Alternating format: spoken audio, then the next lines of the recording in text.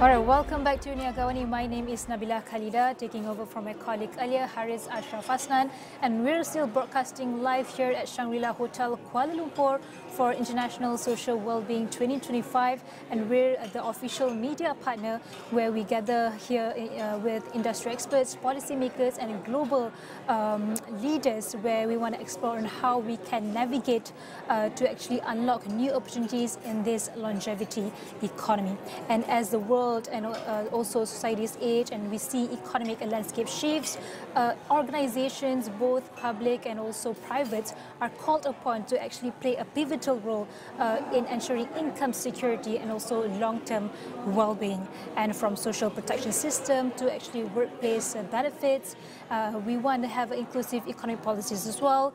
These institutions are key drivers in building a resilient future for all. And for this, right now, we have the right authorities lined up for this 30-minute session to actually discuss further on this. We want to welcome you and also introduce you. On my right is Hani Kablawi, the Senior Executive Vice President and also the Head of International BNY. Good morning. Thank you for joining us this morning here in Shangri-La. How are you? Nabila, thank you very much for having me. I'm great. Amazing. And great as we know, back in Malaysia as well. Amazing. Thank you so much. And as we know that the theme for this year, ISWC, is Living to 100. Are we prepared? It's actually a thought-provoking theme. And as you know that from a global custodian, yourselves, and also investment services perspective, how do you see, or how does BNY view the implications of this longer life expectancy that we're seeing right now? Yeah, look, I think it's a great question to be asking. It's very timely. I think just listening to the opening speech from Zulkarnain, the life expectancy here in Malaysia has gone from mid-50s to mid-70s over the past few decades, and expected to go up by an average of 1 year for every 4 years. So that's, first of all, a recognition of advancement in society, in healthcare, made great strides really by the country and the healthcare system. So that's great news. Now, along with that comes a responsibility on behalf of the pension funds and the government, but also the supply chain of providers, investment managers, investment operations custodians, and others, to make sure that we are ready for the increase in life expectancy. And I do think that the industry as a whole, globally speaking, not just here for Malaysia, is readying itself for that eventuality. It is a fact of life everywhere, not just here in Malaysia. And to me, it's all about, it's two things. One is, are the assets that the pension funds are managing kept safe? Are they going to be there whenever you need them? Is the data safe, kept safe? Is it going to be there whenever you need it? And are you able to achieve a growth in those assets over time that acknowledges and accommodates the increase in life expectancy? Those are really the three things that we can really focus on here in this conversation. Mm-hmm. But seeing that the population is aging worldwide and Malaysia is expecting to reach the aging nation by 2030, how is BNY helping clients, especially when it comes to including sovereign and retirement funds, pension funds, manage long-term sustainability of retirement, also social protection itself? Yeah, so maybe we focus on the safety of the assets and the safety of the funds first. We've seen in the past that if the technology or the operations are not very robust, that assets or data can be lost. So the first thing, foundational in this business, is to make sure that the assets are kept safe, they're kept segregated, they're kept in locations and in places and on systems and platforms and technologies that are robust and resilient.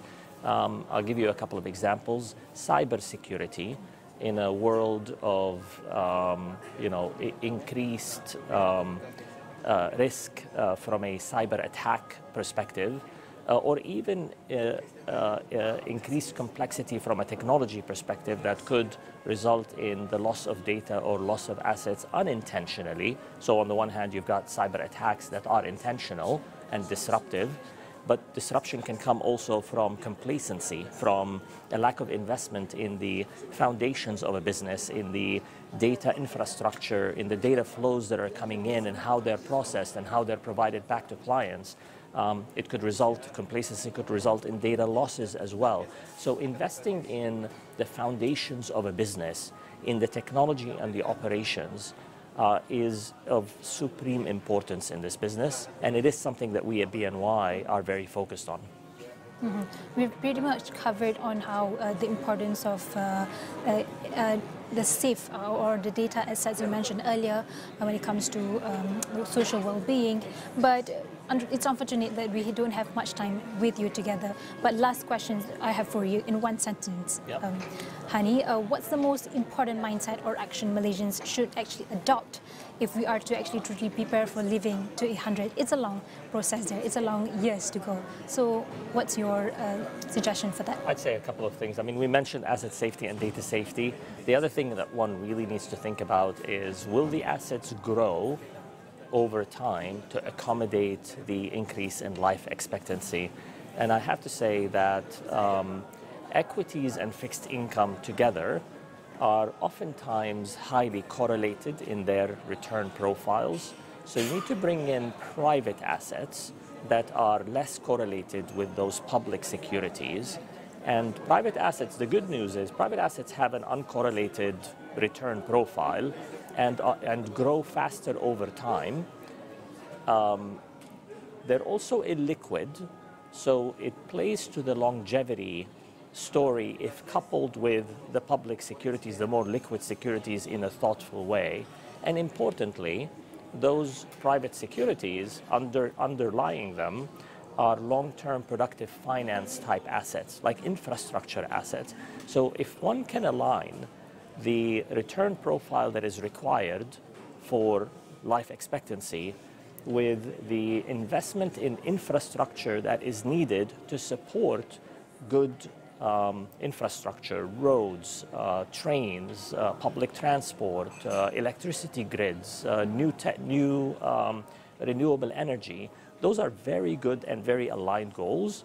And I think it is a worthy goal for any pension fund.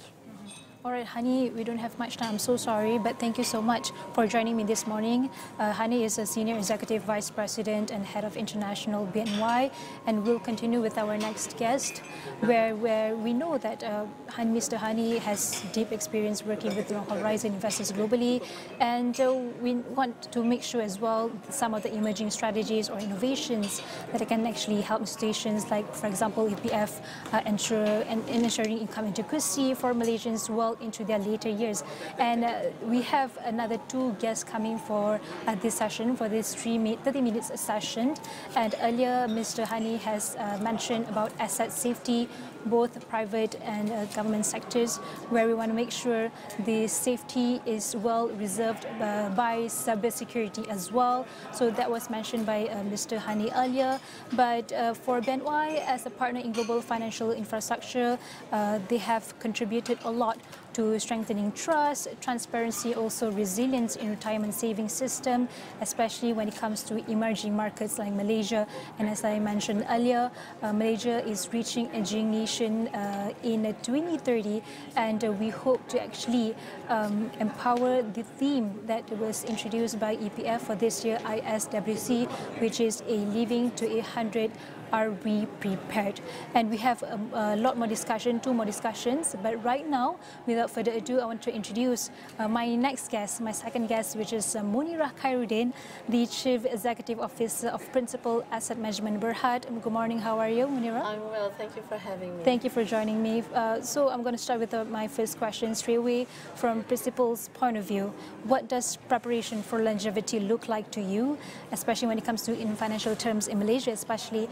And are we actually anywhere near ready and where we need to be right now? Okay, perhaps if I can share a few statistics. So according to World Bank, one needs 70% of income replacement ratio. So at the age when you're retired, you need to have, example, 10,000, and the recommended is you need to have 7,000 of that 10,000. Malaysia today stands at only 30% income replacement ratio.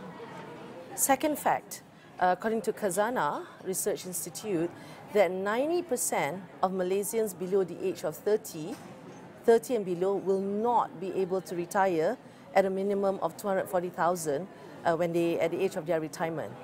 So if you don't have 35,000 ringgit by the age of 30 in your EPF, you're highly likely not going to reach your 240,000 minimum income. So the statistics are quite staggering, and only 45% of Malaysians today have insurance policy or takaful. So what that means is it's a fiscal burden. It's a fiscal burden to the government, and basically the future generation will also not be able to retire.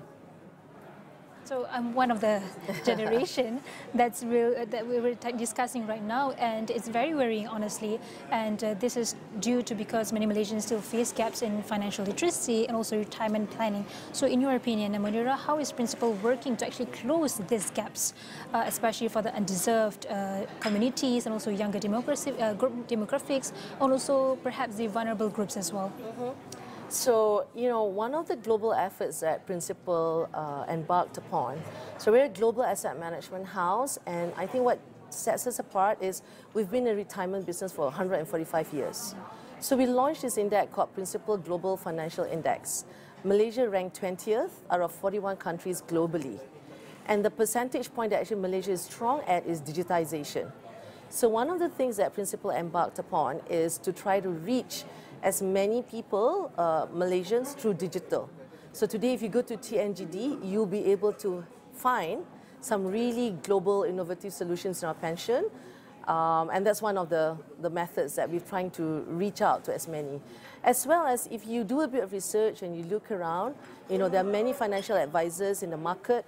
Most banks also carry financial, you know, products. It's just that the effort needs to be taken.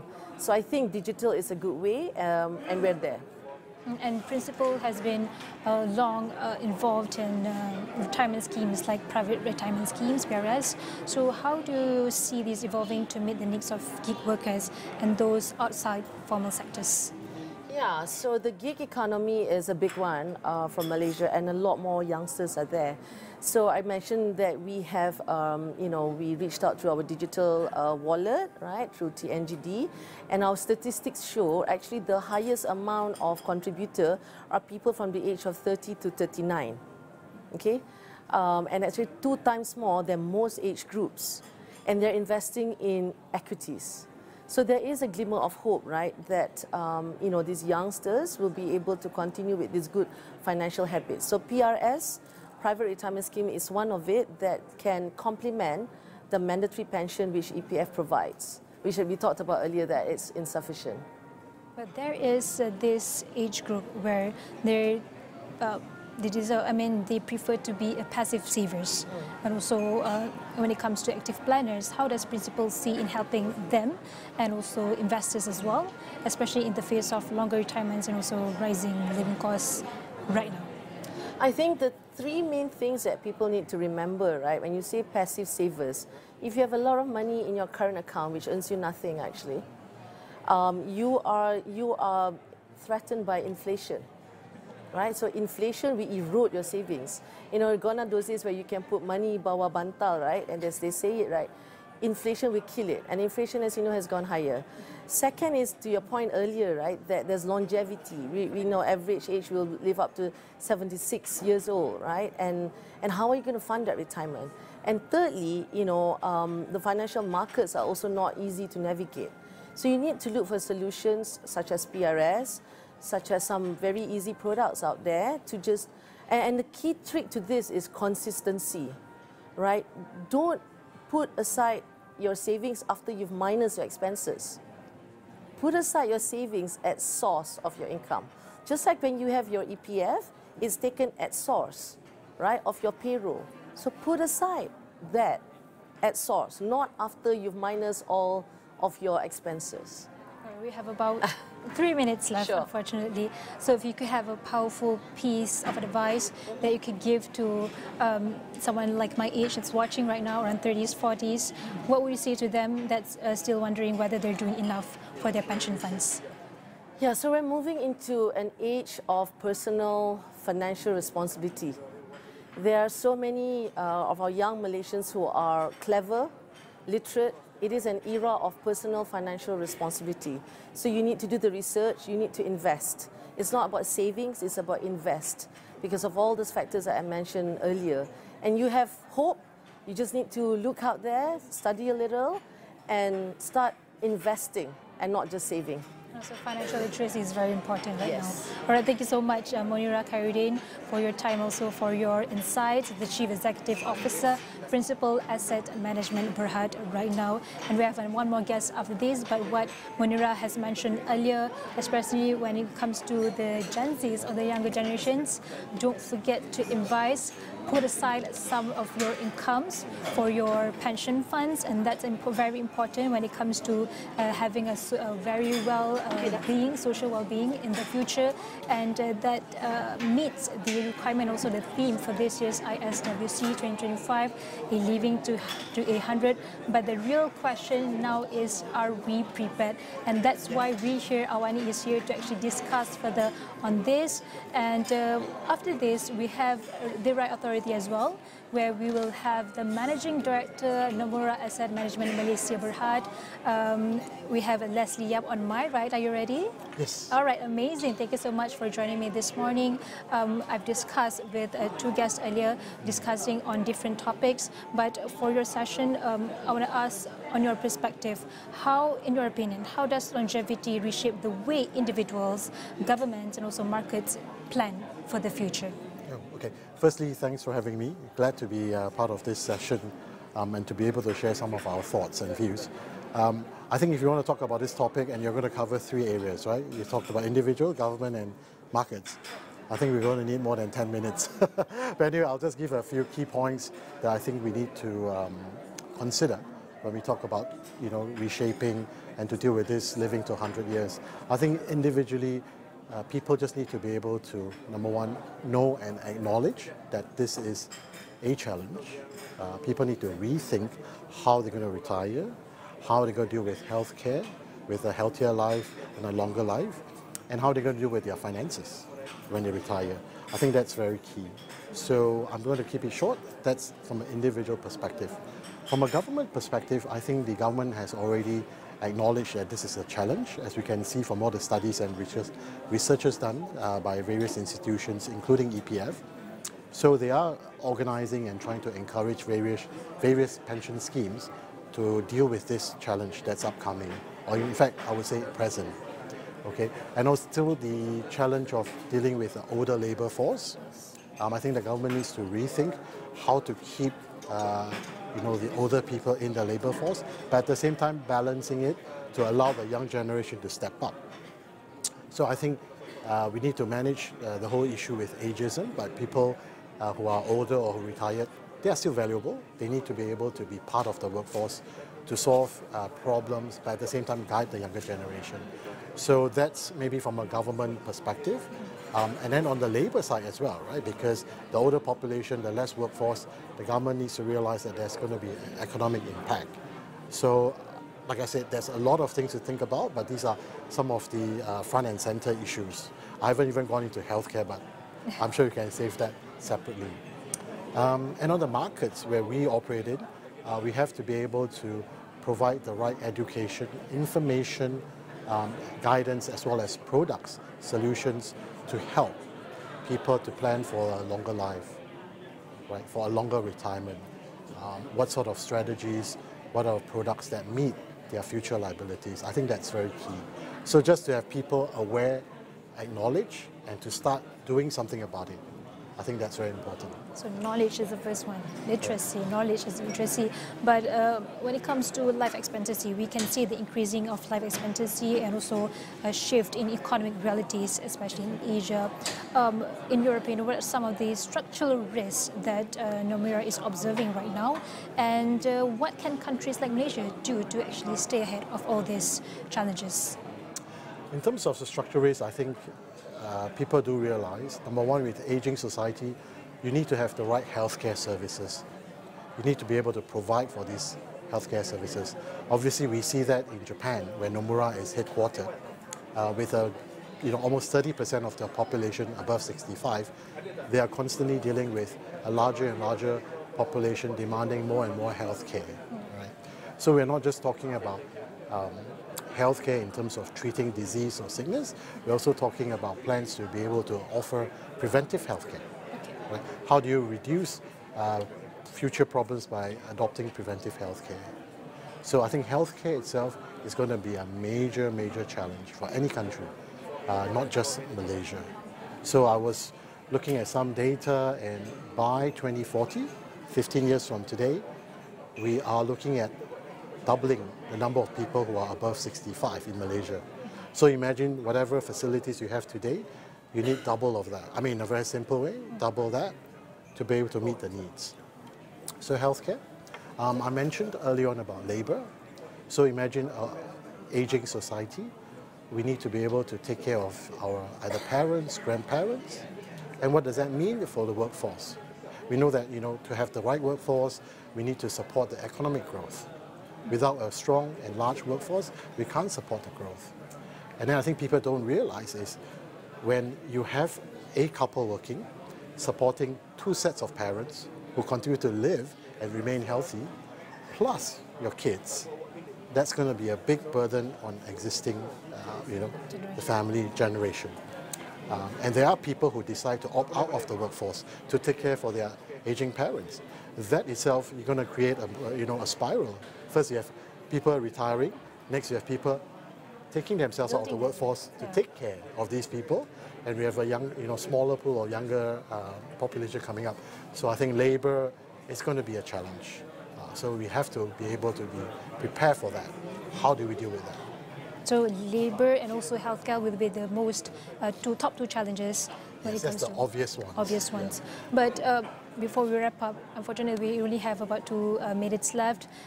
If there's one shift that you believe must happen today to actually ensure Malaysians are truly prepared to live to 100, what would you say to them, and what would it be? I think that's very simple. I think when you have faced with a challenge or an objective, it's all about the mind, right? So I said, mindset shift. Right? Well, what do I mean by that? If you have an aging population, I think people just need to realize that, it's okay to age. There's nothing wrong with that.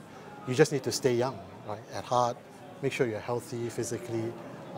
And I think people need to be able to change the mindset. Maybe it's a generational thing. I do see that shifting.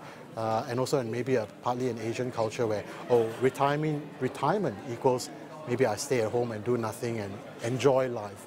But people need to change that and say that retirement, yes, I need to spend a bit more time to do what I like, but doesn't mean you stop working. You need to continue to have an objective, something to do, something to achieve in life, so people can continue to work, and we probably have a higher retirement age. That will help the workforce, that will help people to save more for later on when they live to 80, 90 or 100. So I think that mindset shift is very important. And if I can just slip in one more, Sure. Education, right? People need to be educated. And I'm not sure my kids are already in college preparing for university. Financial planning for retirement should be included in our school curriculum. Start super early. Start early, right? Maybe not primary too soon. Secondary school, where they start to know, about what's going on in the world, the things, money. I think those are very important. So they're very well aware at the very young age. Thank you so much, Leslie Yap, the Managing Director, Nomura Asset Management Malaysia Sdn Bhd. And what was mentioned by Leslie earlier, we have to shift our mindset, that aligns with the economic policies as well, and as reaching the aging nation in 2030. Thank you so much again for joining me this morning. And as we know, aging is no longer just about adding years to life. It's about making those years meaningful and also vibrant and secure. But the big question again, are we, as we live longer, how will we afford retirement?